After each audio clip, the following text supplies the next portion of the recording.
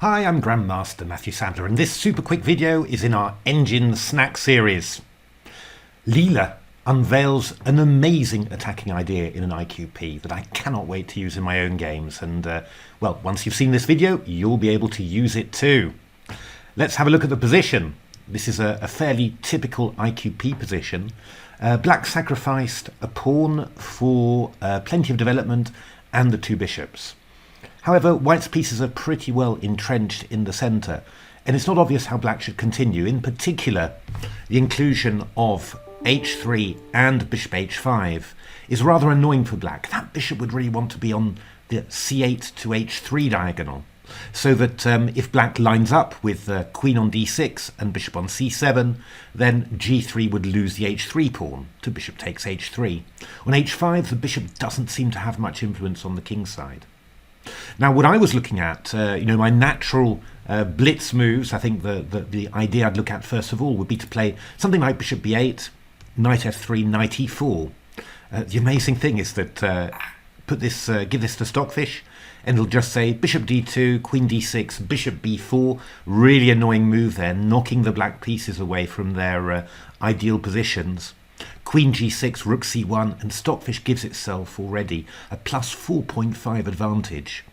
I've just played a few moves from a very normal IQP position and very natural moves, and I'm already hopelessly lost. So what does Leela do from this position? Leela plays the amazing g5. And what's the idea of this? I mean, black's pieces are good where they stand. What they need is more scope. So Leela uses this little hook on h3 to create extra space on the king side with the g5 to g4 break. As we'll see, g5 to g4 will help the knight on f6 get close to the white king. It will also help the queen on d8 get involved, and it'll also help this bishop on g5 on h5 to get active. So b4 was played. White needs to develop the c1 bishop. The obvious move, knight to f3, gets met by knight e4, bishop d2, takes, and h5. And we're just going to follow up with g4 and then queen e7 to e5. Get that battery along the along the b8 h2 diagonal working, and well, it's going to be very hard for white to avoid mate. So b4 was played, g4, takes, knight f3, knight e5, just removing this knight from the king side, giving access to g5 and h4 to the black queen.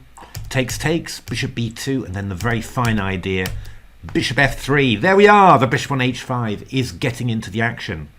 And after g takes f3, we have queen g5 check here and rook e6, which will lead to mate.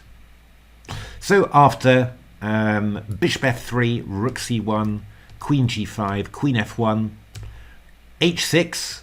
What's that idea? Beautiful idea to play king h7 and rook g8, lining up on the g2 spot.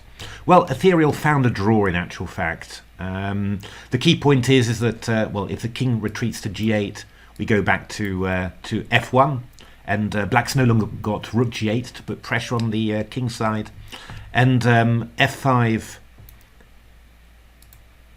queen f1, rook g8, rook c1 is way too risky. Rook c7 check is really going to embarrass the black king. So the game was ended in a repetition with bishop e4, bishop f3, queen check, bishop f3. But a great idea. Don't ever forget this idea. g5. Create open lines on the king side. Attack that little hook on h3. Get a bishop, a light squared bishop that's well, maybe not on its most active square. Get it back involved and at the white king, and you could end up with something like this. Okay, thanks very much for watching.